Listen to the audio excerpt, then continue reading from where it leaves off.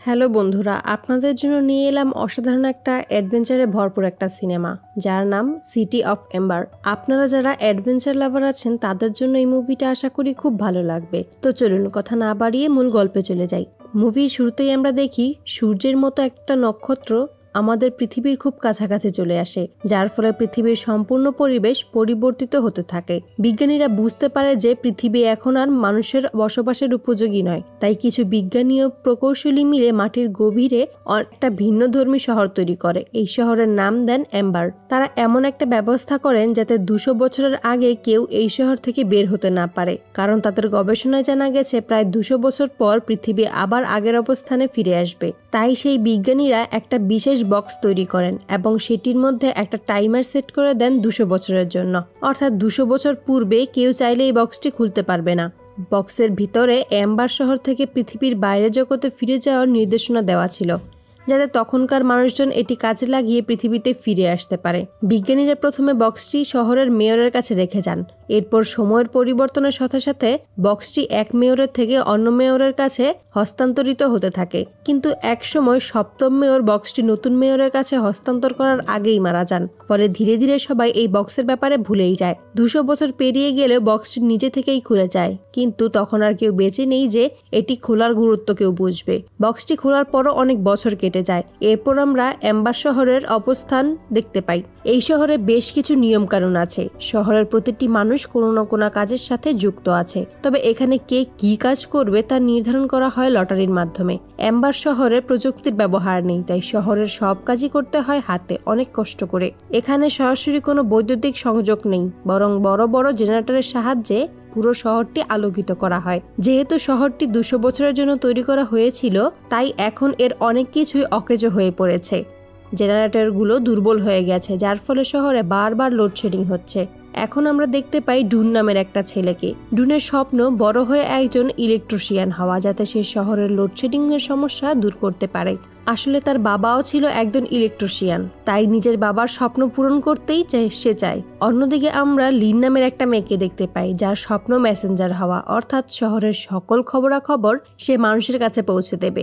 যেহেতু এখানে লটারির মাধ্যমে কাজ নির্ধারণ করা হয়, তাই আজ ছিল তাদের সেই কাঙ্ক্ষিত দিন। কিন্তু দুর্ভাগ্যবশত লিনার ভাগ্যে পাইপ ওয়ার্কার এবং ডুনের ভাগ্যে মেসেঞ্জার পদে চাকরি আসে। এতে তারা দুজনেই হতাশ হয়ে পড়ে। তবে ডুন লিনার সঙ্গে কাজ পরিবর্তন করে নেয়, কারণ সে চায় জেনারেটরের কাছে থাকার সুযোগ পেতে। আর লিনাও খুশি হয়, কারণ তার মেসেঞ্জার হওয়ার স্বপ্ন পূরণ হয়ে যায়। এরপর লিনা খুশি মনে বাড়ি ফিরে যায় এবং তার দাদিকে এই সুখবরটি দেয়। লিনার দাদির বয়স অনেক হয়ে গেছে, ফলে তার স্মৃতিশক্তিও কমে গেছে।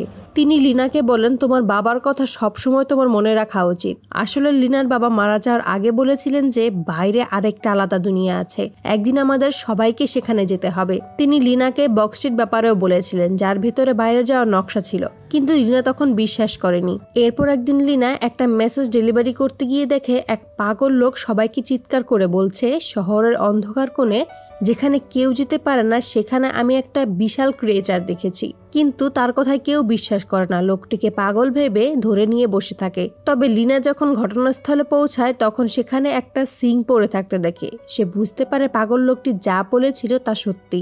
অন্যদিকে ডুন তার নতুন কাজে পৌঁছায়। তার সিনিয়র অফিসার মার্টিন খুব কঠোর স্বভাবের ছিল। ডুন বুঝতে পারে এম্বার শহর ধ্বংসের দিকে এগিয়ে যাচ্ছে, কারণ শহরের পাইপলাইনগুলোতে প্রচুর সমস্যা দেখা দিয়েছে এবং তা মেরামত করার জন্য প্রয়োজনীয় সরঞ্জামও তাদের কাছে নেই। তাই এখন শুধুমাত্র আমরা অপেক্ষা করতে পারি, অর্থাৎ আমরা সেই দিনের জন্য অপেক্ষা করছি যেই দিন আমাদের শহরটি পুরোপুরি ধ্বংস হয়ে যাবে। যে কারণে শহর ধ্বংস হয়ে যাবে, তাই সেখানকার সকল কর্মচারী হাল ছেড়ে দিয়েছে। এখন তারা শহরটিকে নিয়ে চিন্তা করে না, কিন্তু ডুন এ ব্যাপারে কোনোভাবেই ইমপ্লিমেন্ট করতে পারছে না। সে শহরের মানুষদের কথা ভেবে সেই ড্যামেজ হওয়া পাইপলাইনগুলো ঠিক করার কথা ভাবে। তাই সে চালাকি করে মার্টিনের পকেট থেকে এম্বাসির পাইপলাইনের ম্যাপটি নিয়ে নেয়। এরপর সে ম্যাপের সাহায্যে সামনে যেতে থাকে। এই পুরো শহরে অনেক বড় বড় এবং লম্বা লম্বা পাইপ ছিল। শহরের কেউ জানে না এই পাইপগুলো কোথায় গিয়ে শেষ হয়েছে। ডুন চলতে চলতে একটা রুমের দরজার সামনে এসে পৌঁছায়, যেখানে 351 নাম্বার রুম লেখা ছিল। কিন্তু অদ্ভুত ব্যাপার, ম্যাপের মধ্যে এই রুমের ব্যাপারে কিছুই লেখা ছিল না। ডুন কৌতূহলবশত দরজাটি খুলে ভিতরে প্রবেশ করে। সেখানে গিয়ে ডুন একটা বড় টানেল দেখতে পায়, আর এই টানেলটি পুরোপুরি অন্ধকার ছিল। সেখানে অনেক অন্ধকার দেখতে পেয়ে ডুন অন্য রাস্তা দিয়ে চলে যায়। ডুন রাস্তা দিয়ে হাঁটার সময় সে ওপর থেকে একটা নামা দড়ি দেখতে পায়। দড়িটির সাহায্যে ওপরে উঠে ডুন এবং বুঝতে পারে এই হলো তাদের শহরের স্টোর রুম। কিন্তু স্টোর রুমের খাবারগুলো প্রায় শেষ হয়ে এসেছে। এটা দেখেই সে খুব দুঃখ পায়। তখনই সেখানে গার্ড চলে আসে আর তাকে ধরে ফেলে এবং বাইরে তাকে বের করে দেয়। আর তখনই তাদের শহরে লোডশেডিং হয়। যদিও জেনারেটর ঠিক করে ফেলেছিল, কিন্তু এখন সবাই বুঝতে পারে যে জেনারেটর এখন খুব দুর্বল হয়ে গেছে। শীঘ্রই এই শহর অন্ধকার হয়ে যাবে। বিদ্যুৎ ফিরে আসার পর লিনা তার দাদির সাথে দেখা করতে যায়। তখন তার দাদি তাকে কিছু একটা বলার চেষ্টা করছিল, কিন্তু সে ভালোভাবে বুঝতে পারছিল না। তখনই লিনা কিছুটা বুঝতে পারে তার দাদি বলছে তাদের বাড়িতে একটা বক্স রয়েছে যেটা তাদের কাজে আসবে। আসলে লিনার বংশের একজন এই শহরের 7 নম্বর মেয়র ছিল, যার হঠাৎ মৃত্যুতে সে আর পরবর্তী মেয়রকে সেই বক্সটি দিতে পারেনি। লিনা সেই বাড়িতে বক্সটি খুঁজতে থাকে এবং অবশেষে লিনা সেই বক্সটি পায়। এখন লিনা এটা বুঝতে পারে না যে সে এই বক্সটির সাহায্যে কি করবে। এমনকি লিনার দাদি যে একজন বৃদ্ধ মানুষ ছিল, তাই তিনি ভালোভাবে কিছু মনেও করতে পারছিল না। এরপর লিনার কাছে একটা মেসেজ পৌঁছানোর কাজ আসে, আর এই মেসেজটি মেয়রের কাছে পৌঁছতে হবে। এখন লিনা সেই মেসেজটি নিয়ে মেয়রের কাছে চলে যায়। লিনা সেখানে পুরনো সব মেয়রের ছবি দেখতে পায়। সেই মেয়রগুলো কোনো এক সময় শহরের মেয়র ছিল। এখানে লিনা তার বংশের মেয়রকেও দেখতে পায়, যার হাতে সেই বক্সটি ছিল, যেটি কিছুক্ষণ আগে সে খুঁজে পেয়েছিল। এরপর লিনা মেসেজ পাঠানোর জন্য বর্তমান মেয়রের কাছে আসে। লিনা সেখানে লক্ষ্য করে, লিনা দেখে সেই মেয়রের দরজার ভিতরে কিছু একটা লুকানোর চেষ্টা করছে। যাই হোক, মেয়রকে মেসেজ দিয়ে লিনা এরপর সে ক্রিয়েচারের শরীরের অংশটি ডুনের সাথে শেয়ার করে। এখানে আমরা জানতে পারি লিনা এবং ডুনের মধ্যে ভালো বন্ধুত্ব হয়ে গেছে, তাই তারা একে অপরের সাথে সবকিছুই শেয়ার করে। ডুন ক্রিয়েচারের অংশটি দেখে বলে এটা তো গোবরে পোকার শরীরের অংশ, কিন্তু গোবরে পোকা এত বড় কিভাবে হতে পারে। ডুন এ ব্যাপারে তার বাবার কাছে জিজ্ঞেস করে, কিন্তু তার বাবার কাছ থেকে কোনো উত্তরই ছিল না। তার বাবা তাকে এসব জানিসের চক্করে পড়তে নিষেধ করে। অন্যদিকে শহরের সবাই টেনশনে ছিল, কারণ শহরের খাবার, ওষুধ সবকিছুই সাপ্লাই শর্ট হয়ে গিয়েছিল। এদিকে লিনা সেই বক্সের রহস্য বোঝার চেষ্টা করে। লিনা সেই বক্সটির কথা ডুনকে বলে। তারপর তারা সেই বক্সের ভিতরে একটা চিহ্ন দেখতে পায়, আর সেই বক্সের ভিতরে এক টুকরো কাগজ পড়েছিল। কাগজটিতে কিছু লেখা ছিল এবং সেইখানে একটা কাচের টুকরো পড়েছিল। আর তারা সেই টুকরো টুকরো কাগজগুলোকে জোড়া লাগিয়ে বুঝতে পারে এখানে এম্বাসি থেকে বের হওয়ার সমস্ত তথ্য দেয়া আছে। অর্থাৎ এটা হলো এম্বাসি থেকে বের হওয়ার রাস্তা, যা একটি টানেলের মাধ্যমে শুরু হয় এবং সেখানে 351 নম্বর রুমটির ব্যাপারেও বলা ছিল। তাই লিনা এবং ডুন সেই রুমটির কাছে পৌঁছায়। তখনই তারা সেখানে একজন ল্যাংড়া মানুষকে পালিয়ে যেতে দেখে। এরপর তারা সেখানে কিছু খাবারের প্যাকেটও দেখতে পায়, যেগুলো ছিল অনেক দামি। আর এই খাবারগুলো অনেকদিন আগে তাদের শহর থেকে ফুরিয়ে গিয়েছিল। তাই তাদের মনে প্রশ্ন জাগে, তাদের শহরে তো অল্প দামের খাবার পাওয়া যায় না, তাহলে এত দামি খাবার এখানে কিভাবে এলো। তখনই সেখানে সেই ক্রিয়েচার চলে আসে। তাই তারা দুজনে পালিয়ে সেই স্টোর রুমটিতে চলে যায়। তখনই লিনা দেখে ডুন যে হেলমেটটি পরেছিল সেটা তার বাবার, কারণ সেখানে তার বাবার নাম লেখা ছিল।